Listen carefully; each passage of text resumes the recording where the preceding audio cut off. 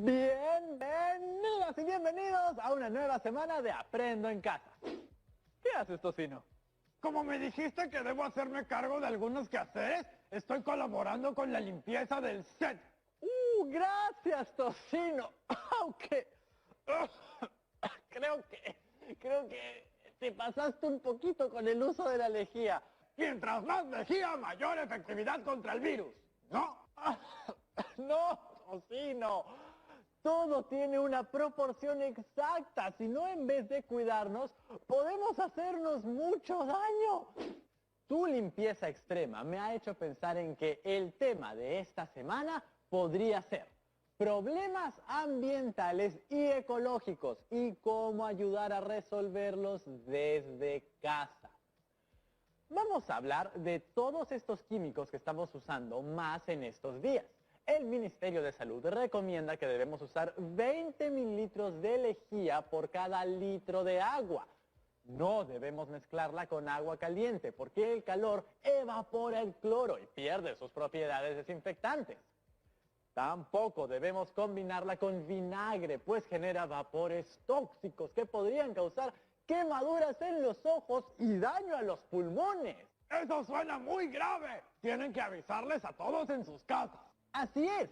Además, sería muy peligroso mezclarlo con alcohol en gel, ya que la combinación de ambos forma el cloroformo y su inhalación por periodos largos provoca mareos, fatiga o dolores de cabeza. ¿Se imaginan dónde terminan todos esos litros y litros de lejía y otros limpiadores? Así es, en el desagüe. ¿Qué les parece si mejor conversamos con la profesora al respecto? Hola chicas y chicos, ¿qué tal Rodrigo? Hola profesora Julia Enríquez. Como ahora usamos más estos productos de limpieza que antes, estuve investigando y descubrí que si no los usamos de forma correcta pueden ser dañinos. Así es Rodrigo, a veces podemos caer en excesos o usos inadecuados. Esto puede llegar a causar graves perjuicios a nuestra salud. Ya que estamos en un programa del área de comunicación, ¿qué les parece si trabajamos un texto que nos permita comunicar estos mensajes? ¡Genial! Podemos elaborar un texto que brinde recomendaciones para el uso adecuado de los productos de limpieza en el hogar, cuidando de nuestra salud y el medio ambiente. ¿Qué les parece? Y al terminar, las próximas 2 semanas lo podemos poner en un fanzine. Un fanzine es como una pequeña revista temática. El término fanzine proviene de la unión de las palabras fan y magazine. Literalmente es una revista para fans. Es una revista de escaso tiraje y distribución, hecha con pocos medios por aficionados a temas como el cómic, ciencia ficción, cine, música, pop, etc. Nosotros la utilizaremos para reunir nuestros productos de las diversas áreas durante esta y la próxima semana. En el siguiente programa aprenderemos sobre su estructura y principales elementos. ¿Qué les parece si hoy hacemos algo diferente? Trabajaremos la comprensión de un texto, pero no escrito, sino oral. ¿Se refiere a un texto hablado en lugar de un texto escrito? ¿Qué te parece si hacemos un texto oral como reto de este programa? Ya. Entonces nos toca informarnos sobre el tema para realizar nuestro texto oral y podemos colocar las ideas principales que surjan en un texto escrito en nuestro fanzine. Veamos nuestro camino de aprendizaje de estas 2 semanas. Hoy vamos a analizar textos orales sobre los agentes limpiadores en el hogar. Asimismo, planificaremos un texto oral al respecto. En nuestra siguiente sesión de esta semana vamos a aprender sobre el fanzine, que será el soporte de todos nuestros productos de las diversas áreas durante estas 2 semanas. Asimismo, revisaremos nuestro texto oral para obtener las ideas centrales. Con dichas ideas centrales, la siguiente semana planificaremos un texto escrito donde se recomiende el uso adecuado de los productos de limpieza para cuidar nuestra salud y el medio ambiente. Finalmente, elaboremos y publicaremos la versión final de nuestro texto y la colocaremos como parte de nuestro fanzine. Conversemos un poco sobre el tema. ¿En qué medida ha cambiado el hábito de usar productos de limpieza en sus hogares? En mi casa se usaba desde siempre para la limpieza, pero ahora por la pandemia su uso se ha intensificado. Los uso para desinfectar las suelas de los zapatos, o para rociar a las bolsas de compras, o hasta para desinfectar alimentos diluyéndolos en agua. Es cierto, dado que son necesarios para frenar la propagación del nuevo coronavirus, los usamos con mayor frecuencia. Pero como dijiste al inicio, no siempre hacemos un uso correcto y a veces con el afán de protegernos podemos hacer combinaciones de químicos que pueden perjudicar más nuestra salud. Profesora, ¿cómo analizamos un texto oral? Pues de manera muy similar a uno escrito. Cuando se trata de un texto oral, les recomiendo que además de prestar atención escuchando, tomen notas de las ideas que les parezcan importantes, sobre todo en casos como este, donde vamos a emplear la información para realizar un texto propio. Entonces debemos tener nuestra libreta u hojas y lápiz y lapicero para anotar. ¿Y qué sucede con todos los desechos que se están generando con las medidas de higiene que estamos adoptando para prevenir el virus? Pues te recomiendo adquirir guantes y mascarillas reutilizables. ¿Usar productos reutilizables no generan un riesgo o reducción de su efectividad? Para nada, Rodrigo, siempre y cuando estos implementos cumplan con los protocolos del Ministerio de Salud, los uses y desinfectes correctamente luego de cada uso. No tendrás problemas y por el contrario te permitirán protegerte mientras proteges también el planeta. Las y los invito a escuchar el extracto de la siguiente noticia. Si alguna cosa buena hemos sacado del impacto del nuevo coronavirus en nuestra vida, es que en las ciudades se respira un aire más limpio por la importante caída de la contaminación ambiental. Sin embargo, el uso masivo de productos desinfectantes está empobreciendo la calidad del aire en los hogares. La salud del planeta también se ve perjudicada, aunque no existen datos oficiales sobre cómo afectará al medio ambiente el mayor uso de desinfectantes. Lo que está claro es que de una forma u otra estos acabarán en los desagües. Y es que utilizando una mayor concentración de desinfectantes no se va a conseguir una mayor desinfección. Lo que sí se consigue es poner en riesgo nuestra salud y la del medio ambiente. La proporción para la lejía, uno de los productos más usados, es de 20 mililitros por 980 mililitros de agua fría. Además de lo anterior, hay otro problema grave, y es el exceso de plásticos. La Organización de las Naciones Unidas estima que 13 millones de toneladas de plástico son arrojadas al mar cada año, y que la mitad del plástico producido a nivel mundial es para artículos de un solo uso. El buceador francés Laurent Lombard ha grabado imágenes cerca de Antibes, en la costa de Francia, el fondo del mar Mediterráneo, y está recibiendo mascarillas y guantes de protección. Según un informe del Fondo Mundial para la Naturaleza, WWF, si solo el 1% de las mascarillas se desecharan de forma incorrecta y se dispersaran en la naturaleza, se daría lugar a que hasta 10 millones de mascarillas al mes contaminaran el medio ambiente. Me quedo pensando en el texto oral que acabamos de escuchar y que analizaremos después de la pausa. Ya volvemos, no se vayan. Aprendo en casa, secundaria.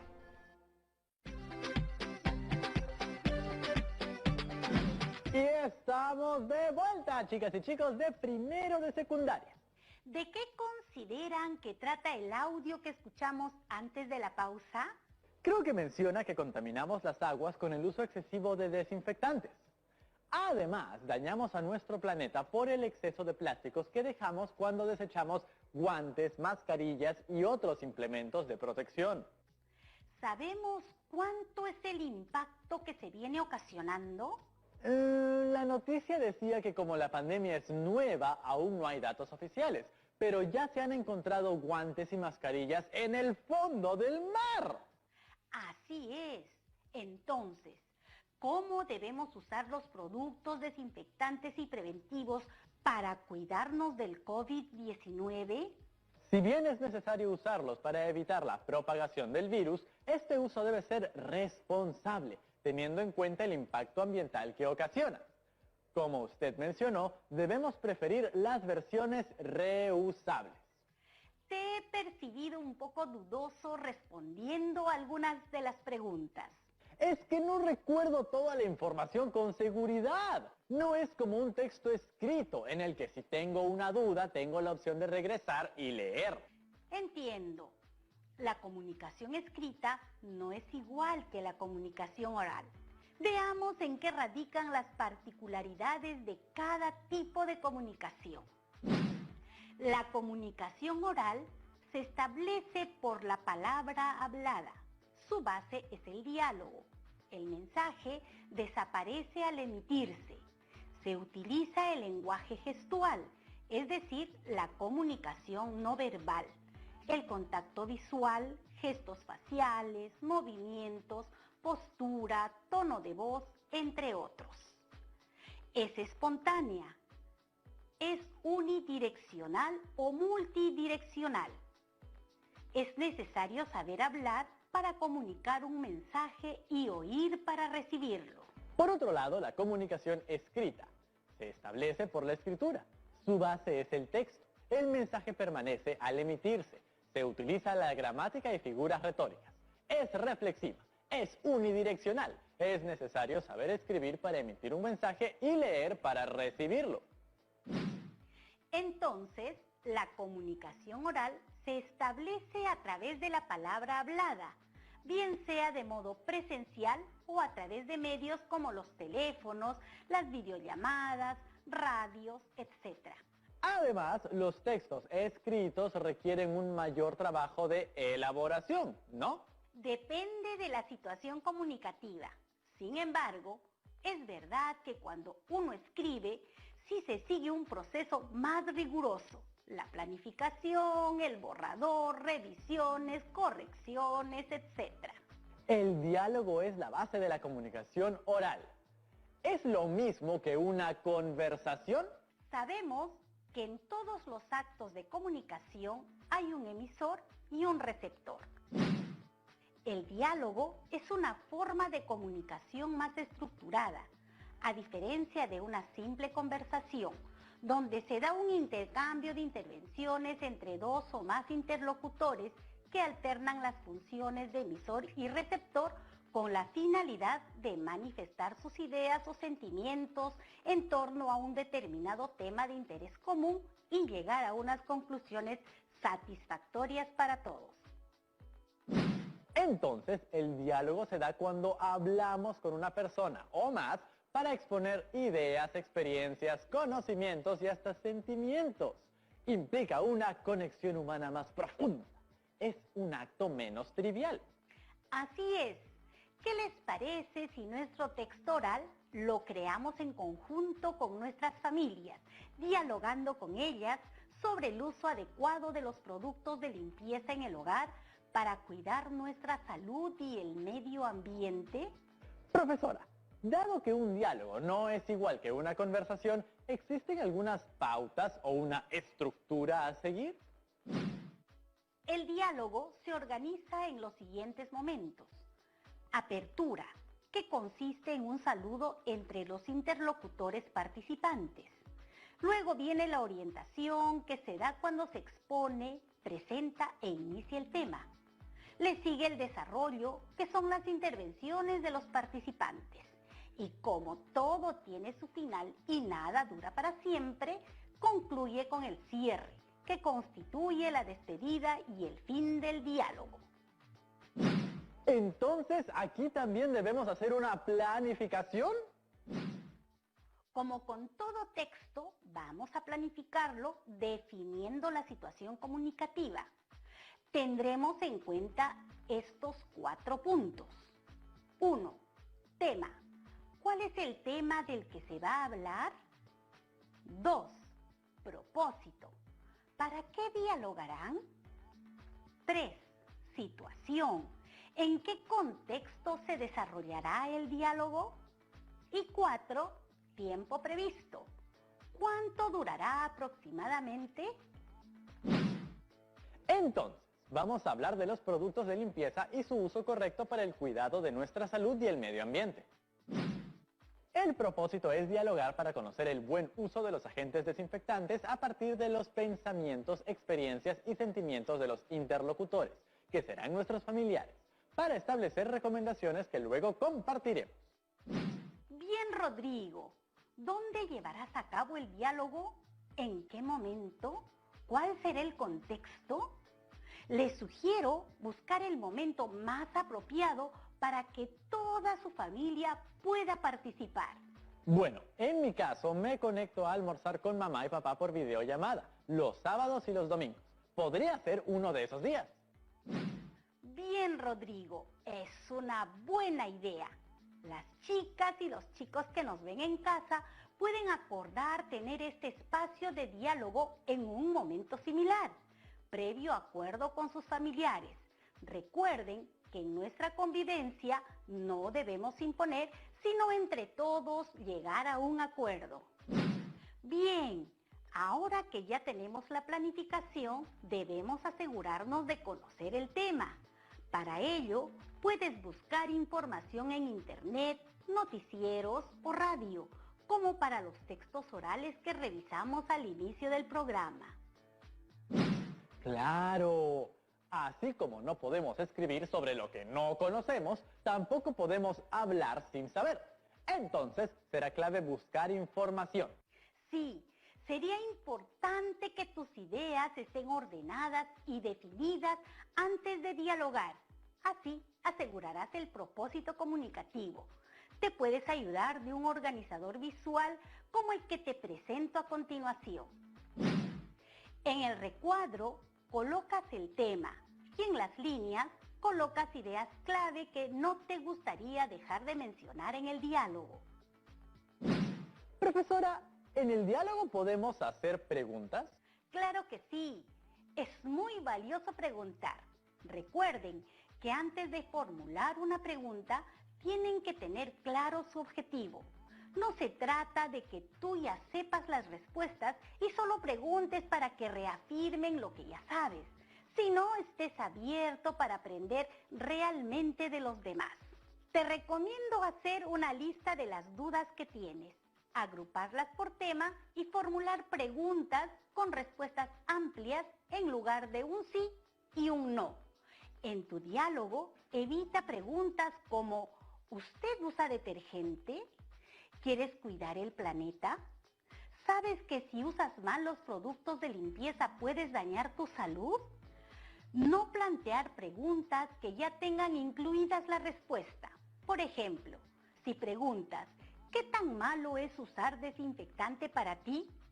Ya estás relacionando al desinfectante un concepto de un producto malo para la salud. Por otro lado, no hay que hacer preguntas tan complejas ni con palabras rebuscadas.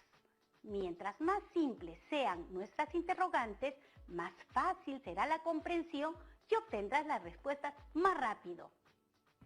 Mire, profesora, tengo estas preguntas. ¿De qué forma podemos ser más responsables con el uso de los agentes de limpieza? ¿Qué se te ocurre que podemos hacer para disminuir el impacto de estos productos en el medio ambiente? ¿Qué recomendaciones debemos tener al momento de usar la lejía? Veo que este diálogo con tu familia será muy provechoso. Ustedes también deben plantear las preguntas que desarrollarán en el diálogo en sus familias. Profesora, para que el diálogo fluya con naturalidad, ¿cuál sería la forma de ordenar nuestras intervenciones? ¿Hay un moderador? No, Rodrigo. En un diálogo no se exige el rol de un moderador porque el intercambio de pensamientos se hace entre personas que están siguiendo un hilo comunicativo. Por eso exige mucho de la persona que tenga una actitud de escucha activa. Sin embargo, sirve mucho que establezcan algunas normas que organicen las intervenciones y aseguren su fluidez. Por ejemplo, no deberíamos usar teléfonos celulares o distraernos con la televisión cuando alguien está hablando. De acuerdo, Rodrigo. También deben esperar que la persona que se encuentra hablando termine para hacer una siguiente intervención. ¿Qué otras normas de cortesía se les ocurren para garantizar un buen diálogo? Recuerden que es importante que todas y todos los que participen las sepan y respeten durante todo el diálogo. Entonces, profesora, si ya tenemos listo todo lo anterior, ¿ya podemos dialogar? Así es, ya podemos empezar el diálogo. No hay una única forma de llevarlo, porque dependerá de cómo se va desarrollando el intercambio de pensamientos, pero deben asegurarse de que se cumplan y respeten los momentos del diálogo: apertura, orientación, desarrollo y cierre. Veamos. En la apertura saludamos a las y los participantes. Les agradecemos su tiempo y aportes. Luego, en el momento de orientación, presentamos el tema, que en nuestro caso es recomendaciones para el uso adecuado de los productos de limpieza en el hogar para cuidar nuestra salud y el medio ambiente. Además, presentaremos las normas de cortesía que permitirán alcanzar el propósito comunicativo, el tiempo que durará la actividad, entre otros. Ya con las reglas claras, sigue el desarrollo. Aquí viene el intercambio de pensamientos, cumpliendo las normas y los tiempos pactados. Puedes ir anotando las ideas que consideras importantes y que luego te ayudará para plasmar tus recomendaciones.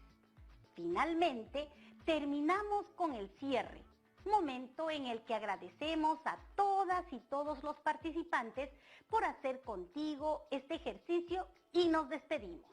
Profesora, ¿y qué recomendaciones debemos tener al momento de estar dialogando? Al momento de dialogar, intercalarás tu rol. A veces serás emisor y otras actuarás de receptor.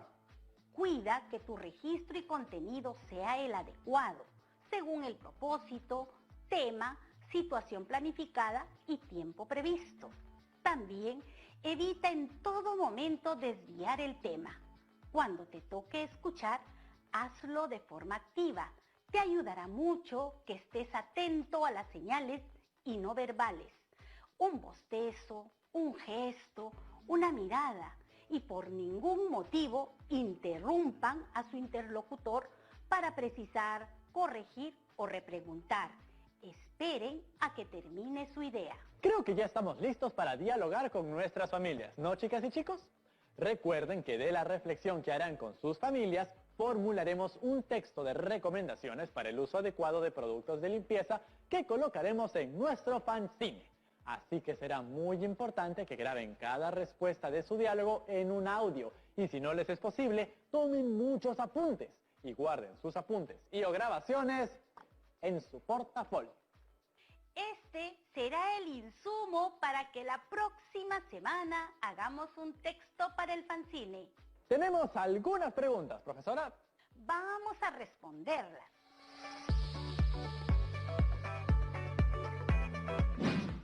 Nuestra primera pregunta es de Pamela, de la ciudad de Pasco. Bienvenida. Hola, maestra y Rodrigo. Tengo una duda. ¿La comunicación oral siempre será espontánea? Aunque la mayor parte del tiempo nos comunicamos de forma oral y lo hacemos de forma espontánea y sin pensar tanto en la estructura, existen algunas formas de comunicación oral que sí ameritan una planificación. Por ejemplo, cuando vas a hacer un discurso, previamente tienes que ordenar tus ideas y hacer un borrador.